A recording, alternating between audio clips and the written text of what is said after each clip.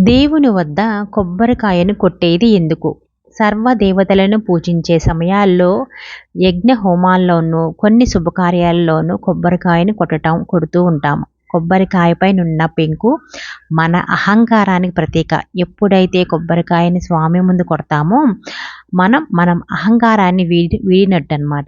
లోపలున్న తెల్లని కొబ్బరిలా మన మనసును సంపూర్ణంగా స్వామి ముందు పరిచామని అర్థం. తద్వారా నిర్మలమైన కొబ్బరి నీళ్ళలాగా తమ జీవితాలను ఉంచామని కూడా అర్థం.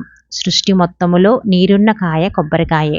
కొబ్బరికాయ అంటే మానవ శరీరంకి ఉదాహరణ. బోండంపైనున్న చర్మం మన చర్మం, పీచు మనలోని మాంసం, పెంకే ఎముక అనమాట. కొబ్బరే ధాతువు, అందులోని కొబ్బరి నీరు మన ప్రాణాధారం. కాయపైనున్న 3 కళ్ళు ఇడ, పింగళి, సుషుమ్న నాడులన్నమాట.